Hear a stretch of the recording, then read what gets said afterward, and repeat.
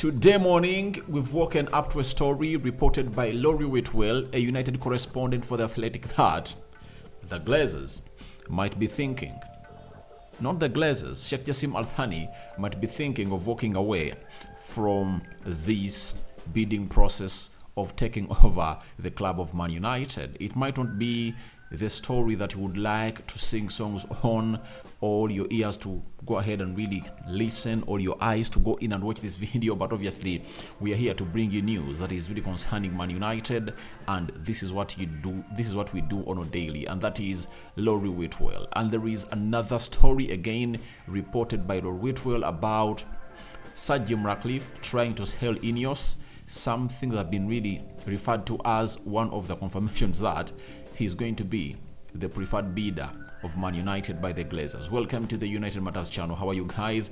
And where you're watching us from, I go by the names of Rock and David. Smash the like button, comment and share. If at all you're watching us for the very first time, endeavor to subscribe to this channel so as not to miss out on stories that we do upload in here on a daily. Diogo Costa, he's the goalkeeper of Portugal, goalkeeper of FC Porto. United are into talks with FC Porto over signing the Portuguese international. And lastly, Lisandro Martinez has gone ahead and dropped a very huge hint about his first season at Manchester United, and now he's so much fallen in love with this Manchester best club. Let's see close to 200 likes. Smash on this video and don't forget to subscribe because we are soon hitting 13,000 subscribers. So guys, continue subscribing and let's see this channel grow huge in numbers. Let's start it off with Sheikh Jassim Al-Thani and what Laurie Whitwell is gonna hate to say about the current situation between Sheikh Jassim Al-Thani and the Glazers plus the Rain Group. Now, Laurie Whitwell says Sheikh Jassim has had no direct dialogue so far, and that has created skepticism. The division is such that he and his team are serious about walking away.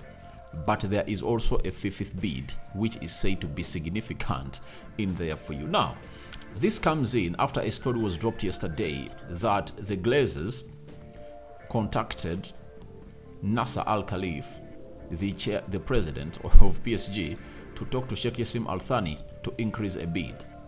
The first story came in through from Simon Stone and confirmed that it was on, but it took place a month ago. Then we found ourselves getting a story from Telegraph Dhaka, known as James Dhaka, a United correspondent for the Telegraph, that this just happened a week ago. Now, the United correspondent for BBC, Simon Stone, was not corresponding with the United correspondent for the Telegraph. Now, you ask yourself, who is who and who is feeding on who, because all of those are being briefed by the club. It shows you loads of loopholes into this deal, and the reason as to why Sheikh Jassim Al-Thani will always want to pull out of this deal is because of the Glazers shifting goalposts. It's well understood that the Glazers were in Qatar in November, but before November they were there in September talking to them to come in and obviously get in a minority stake into the club of Manchester United, as the Glazers needed what we call investment. So what the Qataris told the Glazers were, we want a full sale. And ever since then, the Glazers, especially Avram Glazer, has been in Qatar for like 6 times. He has sat down with the Qataris and obviously agreed. And the Qataris came into this when they knew exactly what it was all about, that it's concerning the amount of money that the Glazers are going to hate to agree with them. But they keep shifting goalposts. That's why the Sheikh Jassim Al-Thani, representing the Qataris, went ahead and really said, this is my last bid, I'm submitting in. On Friday, if you don't make an announcement, I'm not going to really get off my bid, but it's going to be standing. But I'm not going to give you any, I'm not going to make any bid again. I'm going to leave it there, and when the time of making a decision comes, he will come out and really decide on who is supposed to be the preferred owner of the club of Man United. But as it stands, Laurie Whitwell was going to hate to hint onto what we call a walkaway that has to threaten all of us, because all of us would have loved him to take over this club. That's it, because of the money and at least his knowledge of really knowing what it needs to take United to the next level. And obviously, another reason as to why he feels like he has to force the Glazers to come out and really make an ultimate decision of the preferred bidder very soon is that the mystic around Sheikh Jassim Al Thani is said to be a factor in Glazers' reluctancy to enter into any agreement, in part because of extra time the Premier League might need to investigate the proof of funds. Now, the Glazers look like if they sell the club to Sheikh Jassim Al Thani, the Premier League will need to get to know the source of funds. And I don't find this as an issue. Now, if you are going to make a full sale to Sheikh Jassim Al Thani, then why do you mind about the next steps of the club? Do the needful, sell the club to him, and obviously leave the rest to the rest, because the moment the Qataris came in through, they knew that this will be sanctioned to Premier League review. You get? They'll investigate the source of funds and so on and so forth. So they've already gone ahead to draw their plan. And even if it backfires, you get back your club. So what is the reason for the Glazers being so much concerned about the aftercomings of the sale of Man United? Do the needful, sell the club to Sheikh Jassim Al Thani and leave the rest for him to handle, right? I see no reason of him coming in through and obviously trying to really feel like they care about Manchester United a lot, yet they don't. You know, if they cared about us a lot, they would have gone ahead to feed the cow, but they've been milking this cow without feeding it. They've been letting out money stupidly because we've spent a lot of money in transfers, but we've not had a plan to spend. You know, so I see them as them playing hardball. That's why Sheikh Jassim Al Thani believes that the Glazers aren't serious over this and they're trying to play around. Now, Laurie Whitwell has also drawn our attention to the latest development coming in from the camp of Sir Jim Radcliffe, and he said it's been proposed in the industry that Sir Jim Radcliffe has decided to sell Nice in the event of buying Man United. That is the kind of call being talked about as a sign of confidence.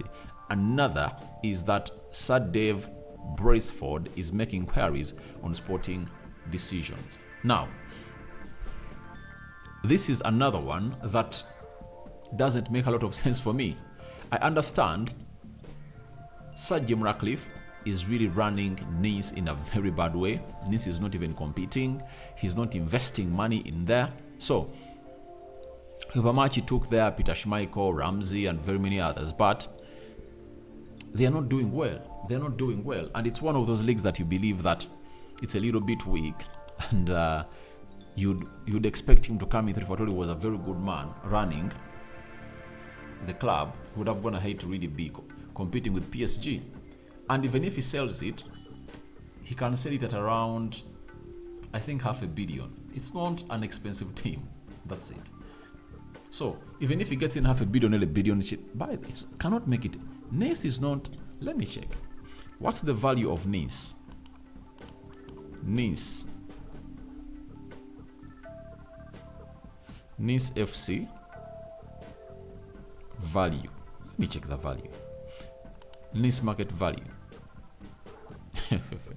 Let me even laugh. Nice market value is 234 euros.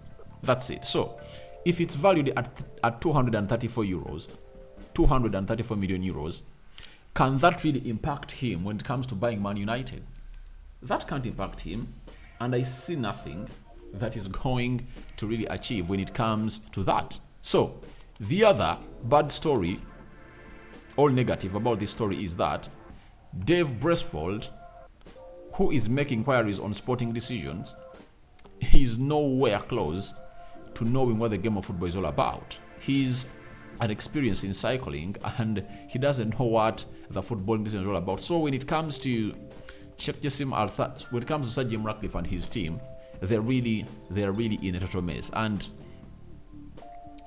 I can't see even the Premier League giving green light to his deal, because he's going to buy us on date. And I don't think that if you're the Premier League, you would love a team to go through the same cycle twice. We've gone it through for the last 18 years, and why surrender us to the same cycle again? So the Premier League also has come to rescue and obviously don't allow such things to happen. So that's it coming in from Sheikh Jassim Al Thani, set to walk away. Sir Jim Radcliffe trying to really unfold things and obviously add up dots to really get this club in his hands. Let's leave that at that, because in the coming days you're going to see huge developments as far as this is concerned, as pressure is piling up on the Glazers. Ten Hag is piling pressure onto them. The fans are really pressurizing them. We are having transfers to make and we don't know how much money we're going to be having. We don't know who the owner is going to be. So lots of things are in a mess at Man United and they need to be solved as up. So let's go to the transfer news. Diogo Costa, the goalkeeper of FC Porto, young, and obviously he's going to hate to prove to many that he might be the next big thing as far as goalkeeping is concerned. And Abola, one of the biggest sports journalists outlets in Portugal, and the Portuguese soccer have confirmed us that Man United don't want to pay Diogo Costa's 75 million release clause. However, talks are underway between United and FC Porto. Now, every time I see such stories that you're talking to a goalkeeper, I ask myself, who is going to finance these deals? Because talks might be there, but who is going to finance these deals? Because Ten Hag has shown us that a goalkeeper is going to be the last priority of the things that he's going to be needing this season. He needs 2 center forwards, 2 central midfielders, and 1 right-sided center back. That is Eric Ten Hag for you. So as it stands, when you talk about Diogo Costa, a player who is worth £60 million and a goalkeeper, when United has just gone ahead to agree a deal with David De Gea, it doesn't make sense. You cannot agree a deal with David De Gea, a world-class goalkeeper, and then you bring in another prospect that doesn't want to sit on the bench at £60 million. That was done by Chelsea. Eduardo Mendy, Kepa Zabalaga. 2 quality goalkeepers, and you saw what happened at Chelsea. So, to my understanding, negotiations might be there, but it's not like they're really advanced and they're really going to get the best out of that, because Ten Hag just needs a goalkeeper to compete with David De Gea. But you cannot getting Diogo Costa, not assuring him that's going to be the first choice goalkeeper, unless otherwise, if David De Gea walks away and doesn't put pen to paper, then I'll understand that there is need for us to get in a player like him. Even David Raya himself, he won't want to be at Man United as a second choice goalkeeper. He would want to come in and obviously overtake David De Gea. And in every team, the goalkeeping department is not like that. You must be having one extreme goalkeeper and another good goalkeeper willing to be and understudy, because goalkeepers are not like other players on the field of play. They're rarely taken off. So you are not assured of playing time. So let's wait and see what developments are coming in from Portugal. I have much admiring the player, but I don't see us signing him unless otherwise David De Gea has chosen to quit the club of Man United and obviously try his success elsewhere. But I think that's not the case, as I brought you a story that he snubbed a deal from Saudi Arabia that was really lucrative. And yesterday, we are told by a closest to Man United that a deal has been agreed between David De Gea and Man United. It's pending with the board to put pen paper to it.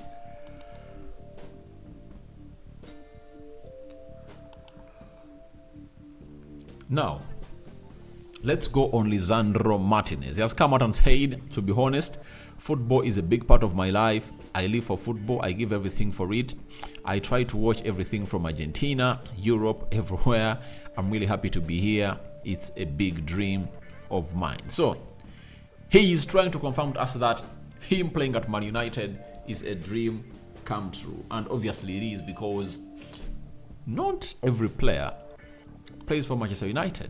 And there are very many forgeries, fake players that came in through ever since Jose Mourinho came in through. David Moyes, after Alex Ferguson left.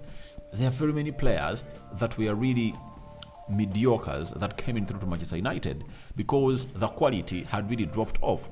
But when Erik ten Hag came in through, he's really so much focused onto how much your quality is and how much you add to the team. Now, this time round, at Man United, every player that is playing there should really go ahead and really praise himself because of the levels that Erik ten Hag has gone ahead to set at this Manchester-based club. So, Martinez has to brag, and be so much happy for playing at Manchester United because he knows what Erik ten Hag's levels are and demands. They are huge.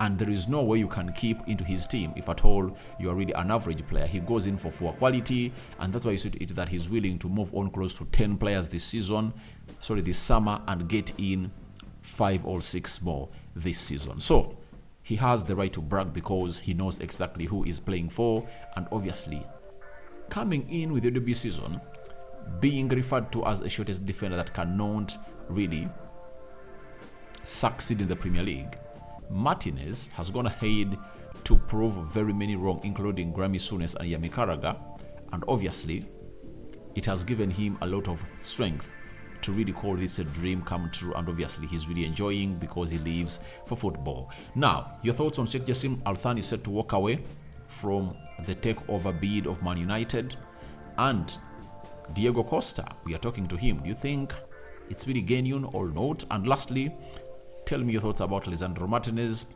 living his dream to be a United player. I sign out for now. See you later, and I cover you all in the precious blood of Jesus Christ. May Allah protect the Muslims that are really watching this channel. I'm out.